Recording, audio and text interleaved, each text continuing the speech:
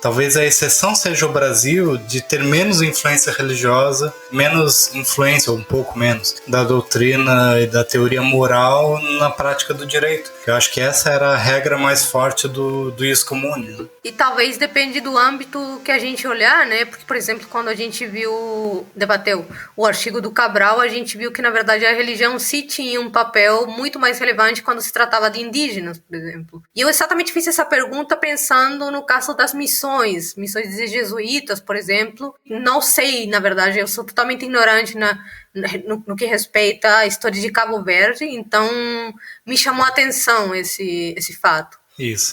Eu também não pude deixar de fazer essa analogia com a questão indígena quando a gente fala sobre a jurisdição do Império Português, né, do reino, o papel dos magistrados e uma certa concepção de a razão de Estado por detrás da extensão da jurisdição, né?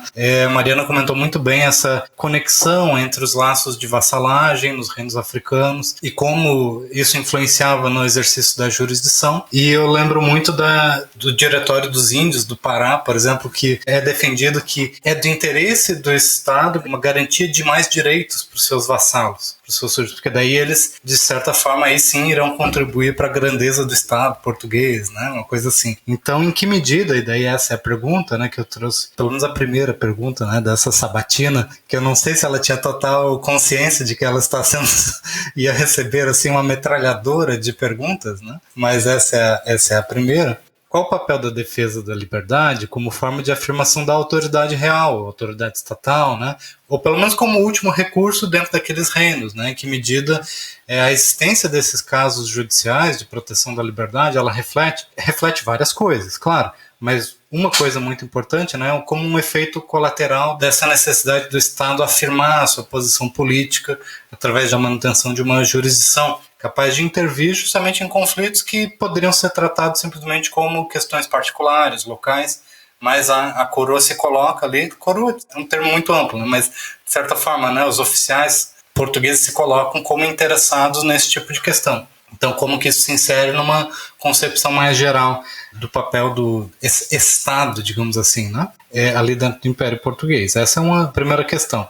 Aí, se você puder abusar um pouquinho da paciência, né, trazer mais algumas outras questões, uma um pouco mais especulativa, porque a gente fala assim que o ius commune ele se desenvolveu num contexto mediterrâneo, né, e até um certo momento você menciona isso no texto. E depois ele vai ser incorporado num sistema atlântico. Então, quando a gente usa esses termos geográficos, mas que não são exatamente geográficos no sentido estritamente físico, né, mas no sentido histórico, cultural, social, qual que é o papel que você considera relevante, como você conecta o papel dessa geografia, né, geografia humana, física, tá, para o desenvolvimento das peculiaridades dos sistemas jurídicos? Essa é uma pergunta que eu sei não tem uma resposta, né, fechada, mas assim, talvez a partir da sua experiência como pesquisadora, você com certeza já pensou sobre isso. Fico curioso com o que você poderia especular a partir disso. E aí a última pergunta, eu prometo, é que você afirma, né, claro, corretamente, que o discurso jurídico praticado no contexto do ius commune, ele era, de certa maneira, permeável. O público, de maneira geral, conseguia influenciar, né? Outras questões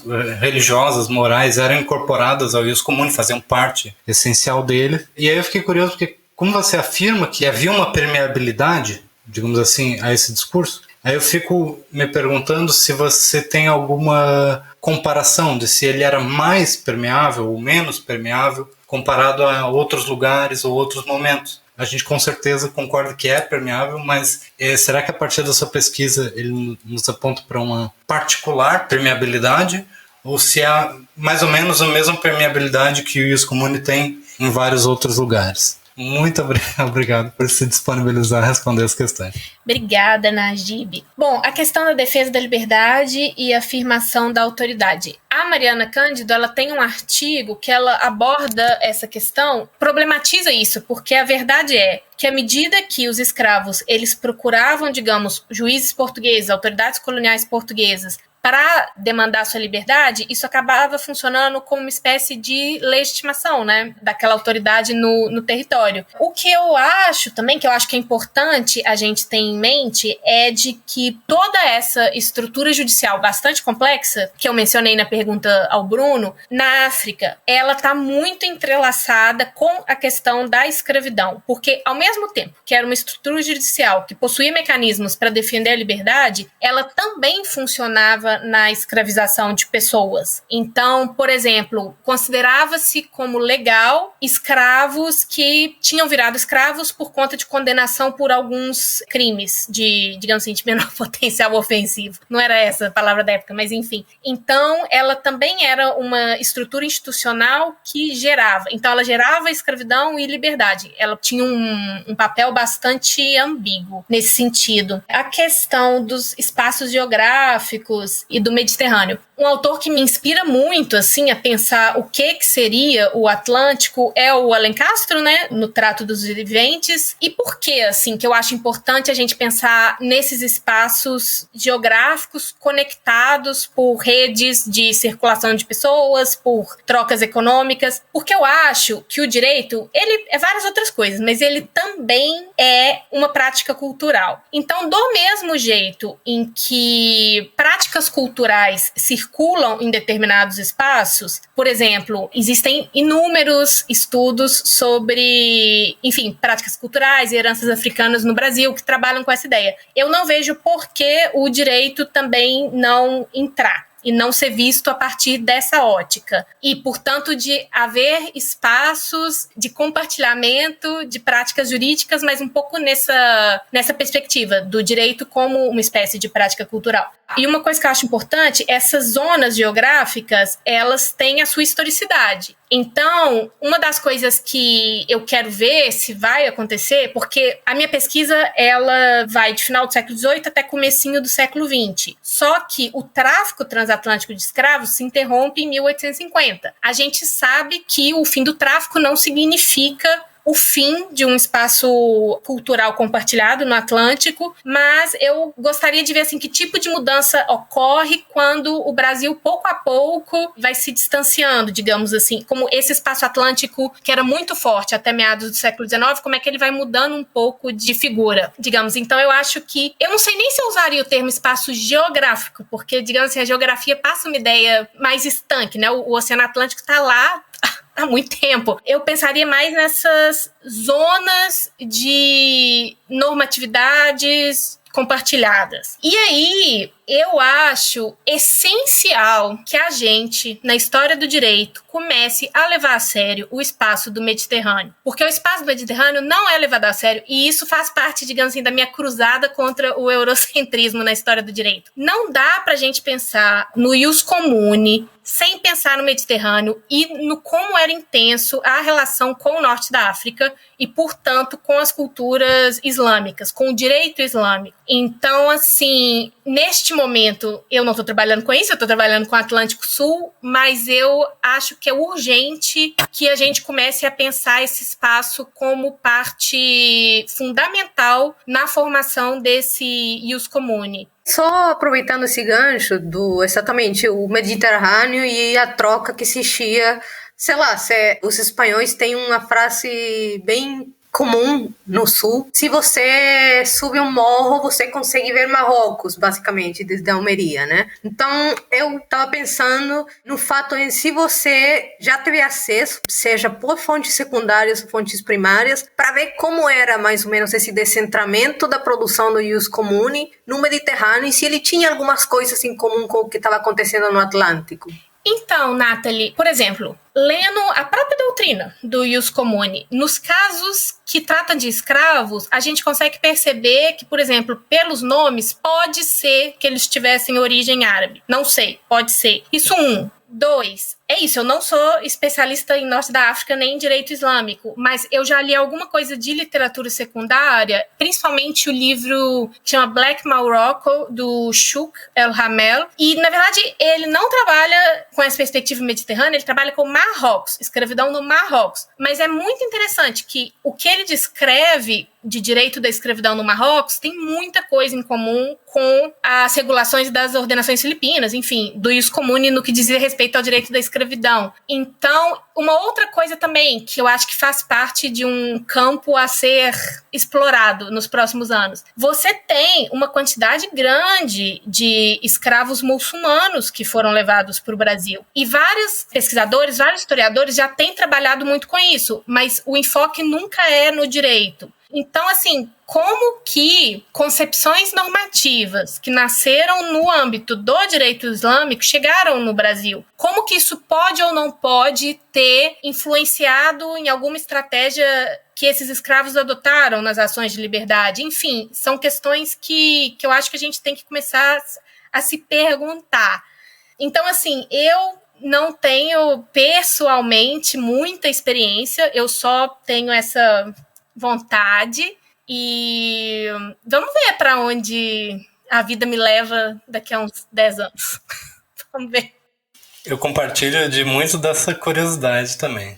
Então fico feliz com esses insights. É uma questão curiosa, porque na verdade, enquanto eu estava lendo o texto, eu me perguntei várias vezes se isso era similar, por exemplo, na América Hispana. E aí a gente já não só falaria do Atlântico português e sua cultura jurídica compartilhada, mas teria que falar do Pacífico e do Atlântico ao mesmo tempo, né? Tipo, ou da Espanha além do mar, basicamente. Então, é bem interessante. Mas é claro que qualquer pessoa que vai pesquisar isso é um projeto de fôlego. Acho que é praticamente para a vida inteira, né? Você consegue ir, através de vários projetos, reconstruindo pequenas partes até juntar um grande puzzle. No fundo. Para um pesquisador individual, eu acho muito difícil. Se não impossível. É impossível. Agora, já é um grande passo, assim, que a gente já trate isso como um consenso entre nós, basicamente, né? Mas ainda em contraste com um consenso mais geral, que eu acho que é errado, de associar com muita rigidez, com muita dureza, como você está mostrando aqui, né? O ius comune com uma concepção eurocêntrica de direito, né? Justamente percebendo que o ius comune nem é tão eurocêntrico assim, no sentido de que ele, para existir, ele já é necessário um diálogo que envolve algo que vai muito além dos reinos europeus, e além disso, justamente por ele ser, de certa forma, uma sofisticação meio que do senso comum, ele é incorporável porque ele já traz válvulas de incorporação de vários outros sistemas. Então isso também faz parte de uma relação que é muito mais simbiótica do que realmente... Você tocou num ponto que é muito, muito relevante, que é a coisa muda muito no final do século XIX, com a pseudociência do racismo, associado fortemente aos impérios coloniais no seu momento de decadência, né, e de maior militarização. E aí isso, de certa forma, nos enviesa para olhar para o passado como se essa relação colonial fosse a mesma desde sempre. Fosse justamente essa do final do século XIX, do começo do século XX, nos séculos anteriores. Mas isso é um campo minado, porque é cheio de expectativas que a gente tem e que não batem exatamente com as fontes, talvez, não sei. Tem muito a se falar sobre isso ainda. Sim. Eu tenho menos respostas, na verdade, e mais questionamentos, coisas que eu fico pensando, que eu fico me perguntando, muito mais do que respostas. Então, assim...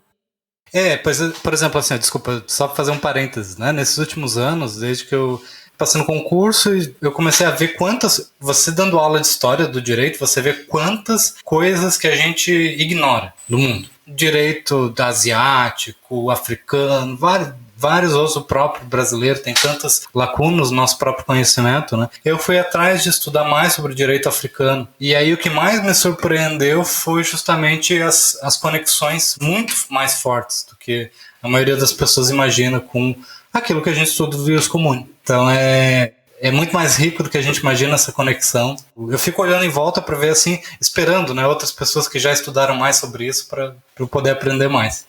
Sim, uma coisa que eu gosto de frisar, para também não ficar parecendo que eu tô pintando assim, um mundo muito idílico, é de que existia assimetria. Não há dúvidas de que existia assimetria. De que o ius comune, ele tinha muito mais capacidade de se impor como arcabouço normativo. Mas a gente, como historiador, como pessoas que inclusive estão comprometidas com um tipo de fazer história, um tipo que dá voz a outras pessoas, a outros projetos, eu acho importante a gente mostrar que, apesar de existir uma simetria, a maneira de se pensar o direito, de se comportar, de criar normas que existia, ela não era só europeia, não era um transplante europeu. Existiam concepções normativas alternativas e que foram se miscuindo ao ius comune, ainda que de uma maneira simétrica, enfim. É um pouco isto. Assim, eu estou dando uma disciplina na UFSC com a professora Beatriz Mamigonian e a gente tem falado muito disso. Assim. A Beatriz tem frisado muito no ponto que existia no século XIX vários projetos de vida alternativos, que não foram os que venceram, vários projetos políticos das pessoas comuns, dos escravizados, dos libertos, e que a gente, como historiador, tem que levar a sério esses projetos e contar a história desses projetos. E eu acho que isso se aplica um pouco ao direito também, e às concepções normativas e às normas, enfim. No fundo, eu acho que uma tarefa pendente descentrar as fontes e descentrar a concepção da produção do direito, mesmo que, exatamente como você coloca, existem essas assimetrias, a gente reconhece que existia uma situação colonial, né, e que nesse sentido existia exploração, e isso gerava e perpetuava várias assimetrias que são complexas de lidar. A própria... Eu não sei exatamente se a palavra calça bem aqui ou não, mas o próprio engajamento, por exemplo, de alguns historiadores sociais que têm compromisso com a causa de mostrar essas assimetrias, essas desigualdades, essa opressão, no fundo, se viria beneficiado também se a gente desse uma relevância maior e sei lá, jogasse uma luz, um holofote sobre essas instituições coloniais e quais foram suas relevâncias para a produção do próprio direito. Porque o direito deixaria de ser exatamente esse imaginário do direito europeu, com que os europeus chegaram na América, basicamente, transplantaram ele e pronto, foi se expandendo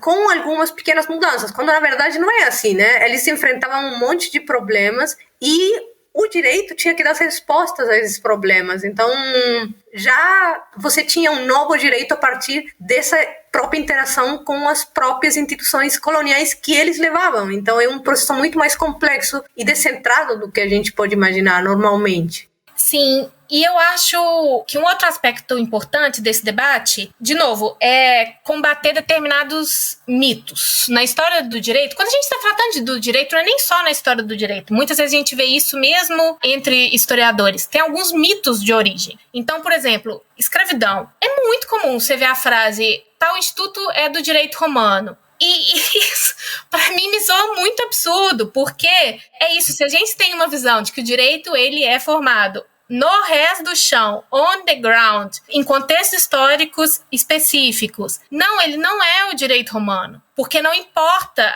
que aquela categoria tenha aquele nome, o que importa é o significado concreto da categoria, é o significado concreto que ela adquiriu no resto do chão. E eu acho que é importante a gente frisar isso para a gente ver, porque fica parecendo assim, determinado instituto da escravidão veio do direito romano, fica parecendo que é uma coisa que veio assim, caiu ali, não é lá muito responsabilidade de ninguém, digamos, estava ali, é o direito romano, uma entidade meio abstrata. Não, como eu disse, existiam vários projetos, existiam vários significados a serem dados às categorias jurídicas que foram disputados no século XIX e alguns projetos ganharam. E eu acho que a gente, como historiador, tem que apontar quem. Porque tudo isso, por exemplo, uma categoria que eu trabalhei muito na tese, que é a categoria de agregado, existia uma clara disputa sobre qual era o significado de agregado, porque os agregados, eles lutavam por uma definição da categoria, digamos assim, que os reconhecesse como donos da terra, como detentores de domínio da terra. E as pessoas que, digamos assim, deixaram, muito entre aspas, eles ficarem ali, que fizeram um acordo com eles para que eles ficarem ali como agregados, elas não queriam essa definição. Então você pega, por exemplo, o projeto de Código Civil do Nabuco de Araújo. O Nabuco de Araújo tem uma definição de posse na qual ele exclui os agregados explicitamente como capazes de adquirir domínio pelo exercício da posse. Então, assim, quando a gente vira e fala que